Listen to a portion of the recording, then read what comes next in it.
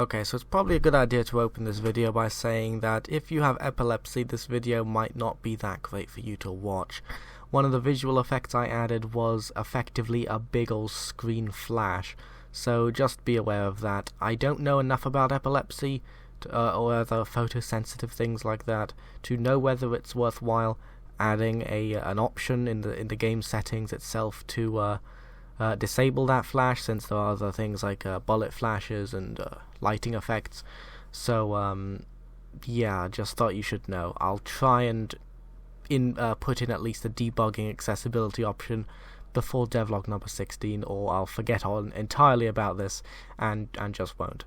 Let's continue with the video. Hello, I'm Alex Horatio, and you might remember me from that one time that I said that I was back and then didn't make a video for like a trillion years afterwards. Okay, so now that I'm finally actually getting to it, welcome to devlog number 15? I think it's 15. It's been a lot of these now, and this is the first one in a while, and I've made some pretty hefty changes. I've mentioned it on Twitter, I think, but not everybody follows me on Twitter, of course. So yeah, let's get straight into this. The first big thing I've done is that I've revamped the whole progression system. The player no longer has to go through the loop of enter a map or a world, traverse the level, kill some dudes, shoot the core and bring the core down. That's now gone. It's entirely different now.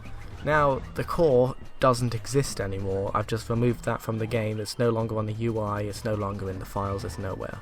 I don't think that was particularly conducive to a great experience. It created a very, or maybe not a very, but more of a complex central loop than I really wanted it to be. So now we're here. The player shoots a bunch of dudes, and you can probably see there's a number in the top center of the screen in the game view, and that denotes how many Kyzlings or enemies that the player has to destroy before they'll be able to upgrade, and that's it. Yeah, just until they're able to upgrade.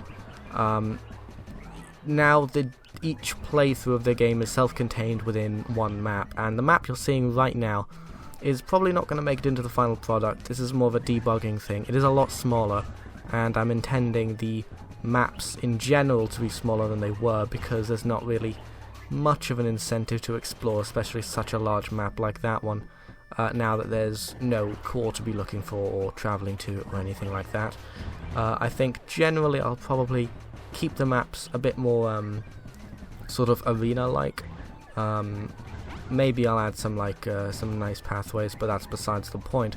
So yeah, now the player is never really taken out of the main game scene, which is the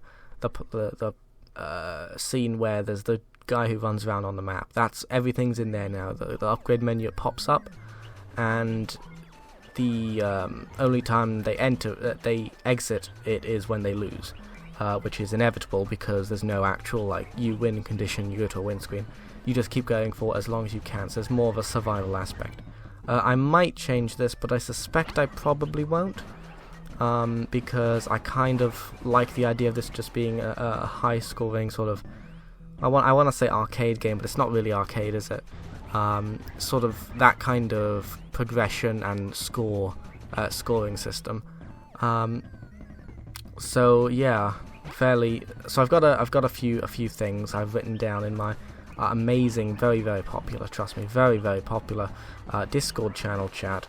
So the settings menu now comes in programmatically rather than with a dodgy animation player. That's just that. It's a little bit smoother. I don't really know why that's there. I put in a lot of nice fades. That's something. The UI, it feels a bit nicer. It doesn't sort of snap you to the next scene. It does fade in and out. I don't know how I missed that, but after taking a break I came back and realized, yeah, there's a lot of stuff here that I just didn't even think of. So that's good that I finally caught that. And yeah, I've been doing it. The wave text, it does a sick fade now. Previously it would just, at the beginning of a level, the black screen would sort of fade in, and the wave, it would say like wave 13 or whatever, and then that would fade out. Now it does a nice, it does like a slide into the screen from the left hand side of the monitor, which I think looks pretty cool. It's very slick. and it was surprisingly difficult to actually make that happen. I don't know what's wrong with me.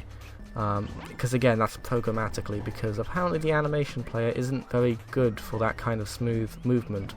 I don't know, there might be a way to deal with it, but I don't know what that way is. I don't know, whatever I've been doing has been working, so I'm gonna just move on to the next thing.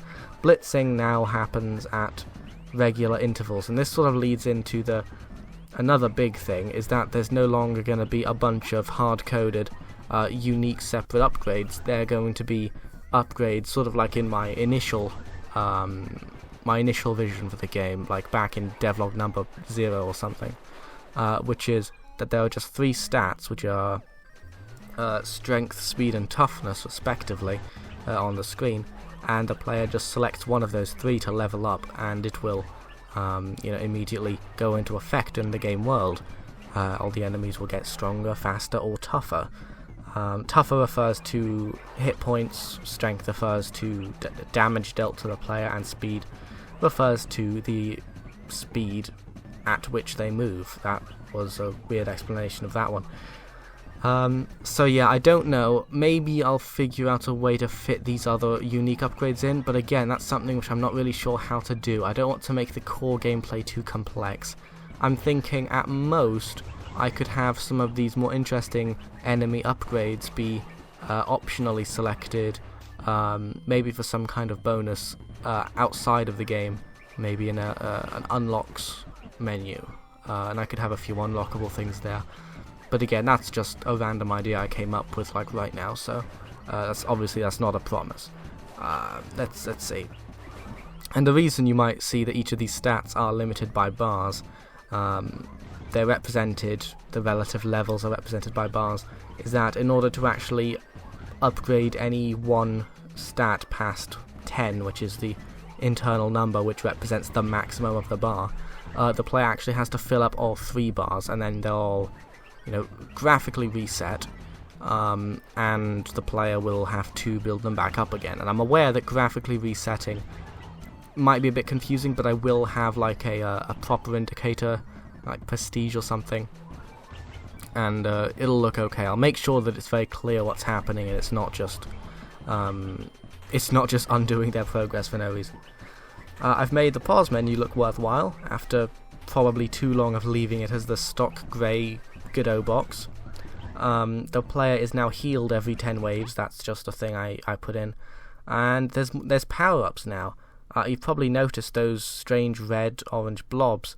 Those are power-ups, and I'm not very much in love with the sprite. I'm probably going to change that sprite around because it doesn't look particularly good. I will be, as I said, adapting a lot of this and tweaking it and everything. So there's 3 upgrades right now. There's penetration, which is, as expected, the bullets will go through enemies. There's the shotgun power-up, which will increase bullet spread a lot, but you'll shoot 3 bullets at a time, which is pretty cool. And there's rapid fire, which will make you shoot super fast. And obviously, well, maybe not obviously, the shotgun one actually does sap your special energy pretty quickly if you use it. I'm not sure if you've seen that yet, but you can pretty much get out like 3 shots, or 3 lots of 3 with the shotgun power up before your special energy runs out. And yeah, finally I've come up with a new end screen. I don't know, because the loop is a lot, generally games last kind of a while. I assume that you'll probably see it in this video. I mean, it's gone, oh my god, 8 minutes. You'll probably see the end screens, and if you didn't, maybe you can rewind the video, or maybe you can comment and demand a picture. I'll screenshot it for you. Please subscribe, I guess. Yeah, that's pretty much it though. If you have any feedback on this, or you want to tell me how much you preferred the old system, or how much you prefer the new system, or how much you despise both systems and assume that I will fail miserably at many of my game dev pursuits. I can't remember how I started this sentence, so I don't know what the grammatical way to end it is. That's a problem I have. Anyway, thanks for watching, and stay tuned for more videos like this if I can be bothered to actually upload them in a timely fashion and not just fuck around for a while. Goodbye.